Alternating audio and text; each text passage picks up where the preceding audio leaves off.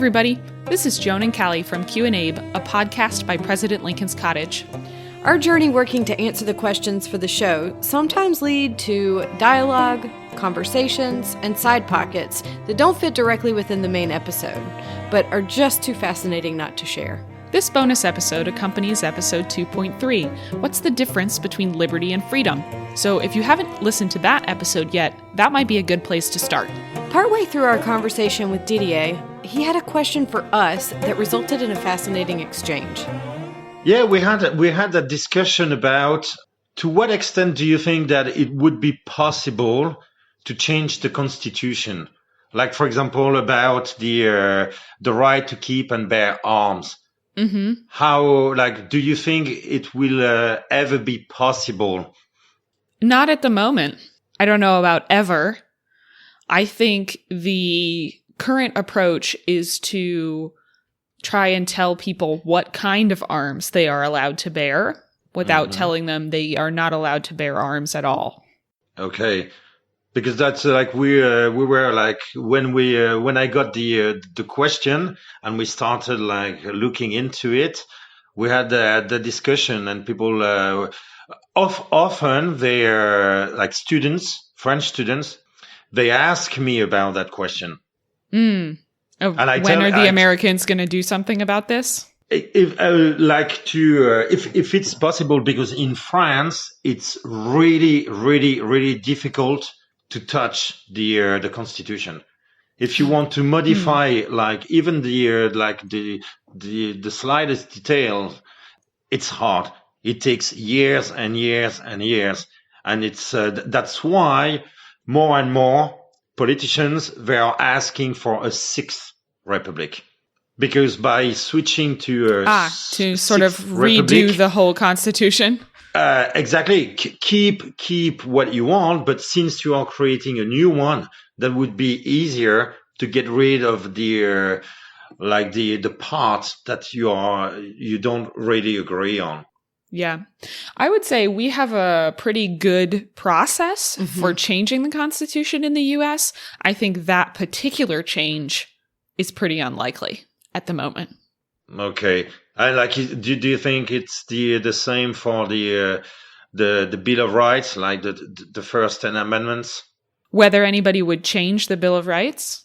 Yes, because it seems kind of like something like, I don't like to use the word sacred, but it seems untouchable, like set in stone. Yeah. Well, so that's an interesting question, because one of the things that I know about the modern fight to end slavery in the United States, it's much easier, my understanding is that it's much easier to change legal code in the 13th Amendment, or to sort of tack on to existing legal codes in the 13th Amendment than it is to change the Constitution or to introduce new laws.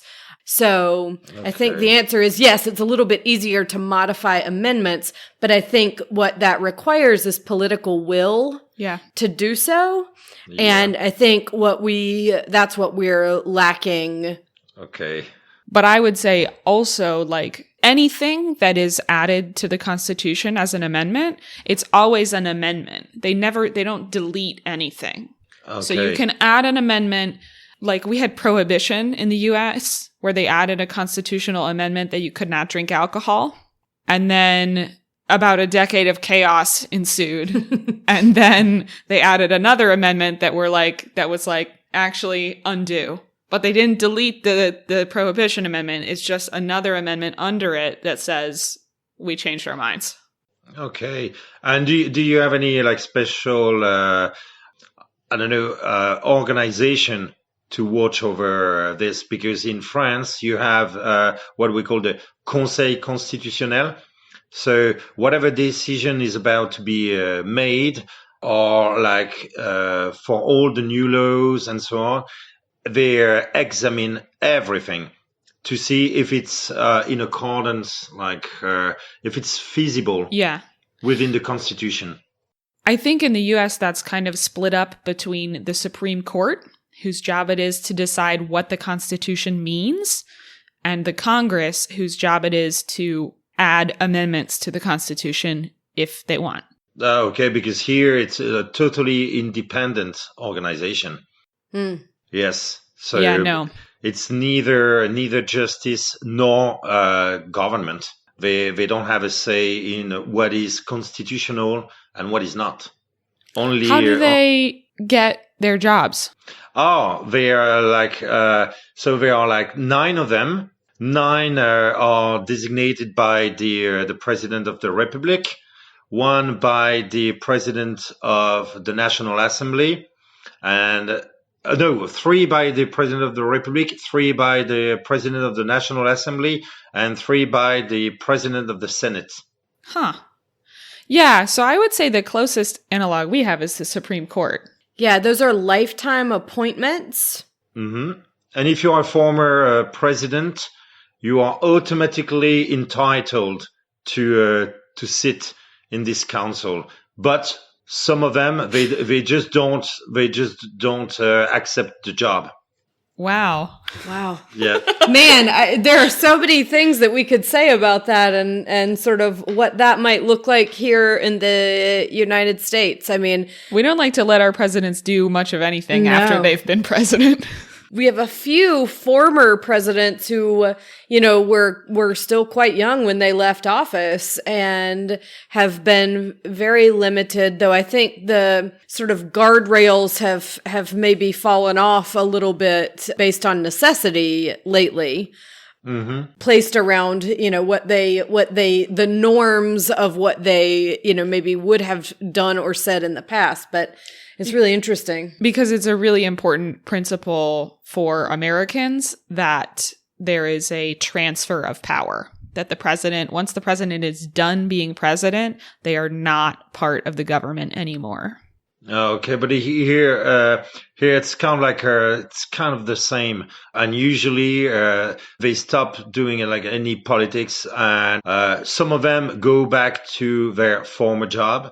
Mm-hmm. For example, like our current president used to be a banker, so I don't know what he is going to do. But if he leaves the office in 2022, he will be, I don't know, 44 years old.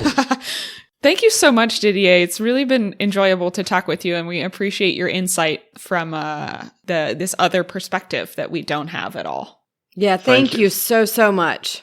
I thank you. It was a real pleasure to discuss like such interesting ideas with you.